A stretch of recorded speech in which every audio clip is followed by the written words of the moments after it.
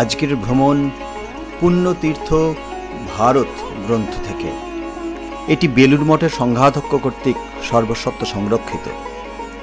রচনা রামকৃষ্ণ সংঘের প্রয়াত সন্ন্যাসী স্বামী দিব্যাত্মানন্দজি মহারাজ।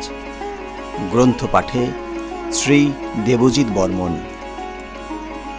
ভগবত পথের পথিকদের কাছে ভারতের হিন্দু তীর্থস্থানগুলির আকর্ষণ প্রবল ও চিরন্তন।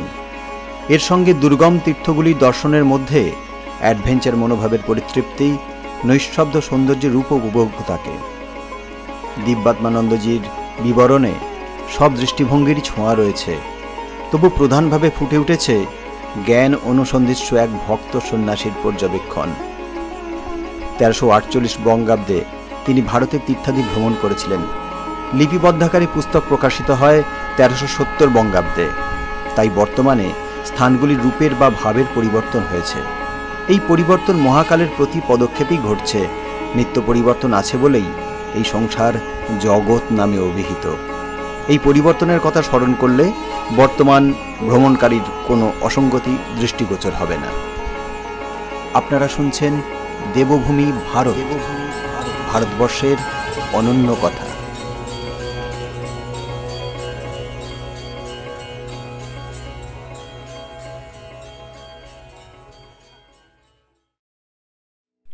পুণ্যতীর্থ ভারত গ্রন্থের আজকের তীর্থ যোগফল, শৃঙ্গেরি, বেলুড়, হেলেভিড় ও শ্রবণবেলগোলা।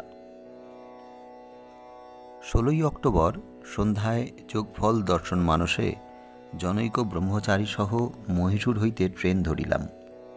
পরদিন সকালে 7:30 প্রায় 180 মাইল পথ অতিক্রম করিয়া শিমগোতে গাড়ি বদল করিলাম।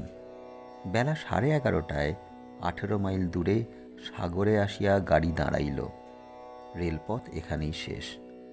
বাসে 20 মাইল দূরে মদেসুর বা হীরা আস্করে আসিলাম। বৈকালে হীরা ভাস্কর বাঁধ দেখি। সারাবতী নদীতে এই বাঁধ তৈয়ারি হইয়াছে।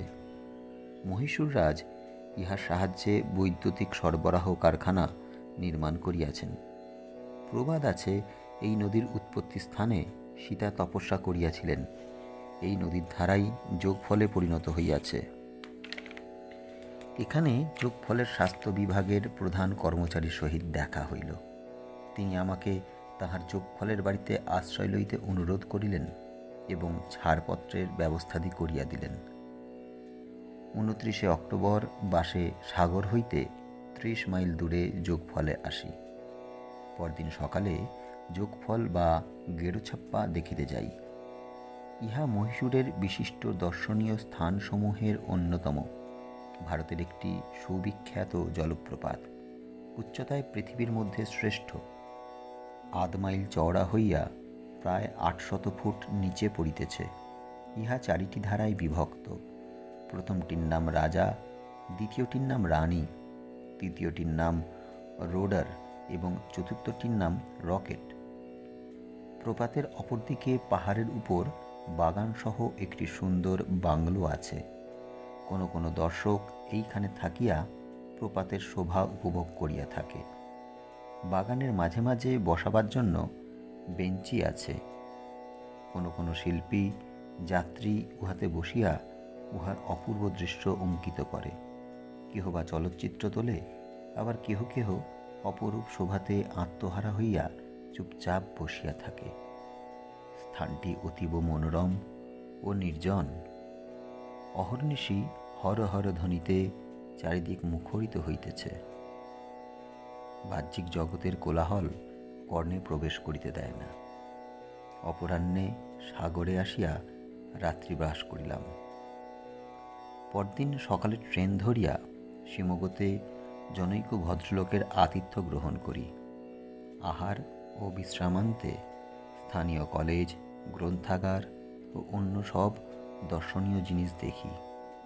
পরদিন 12 মাইল দূরে ভদ্রাবতীতে লোহা ও সিমেন্ট ও কাগজের কারখানা দর্শন করিয়া ফিরিয়া আসিলাম। পরবর্তী পর্বে শৃঙ্গেরি এবং বেলুড় বিষয়ে আলোচনা।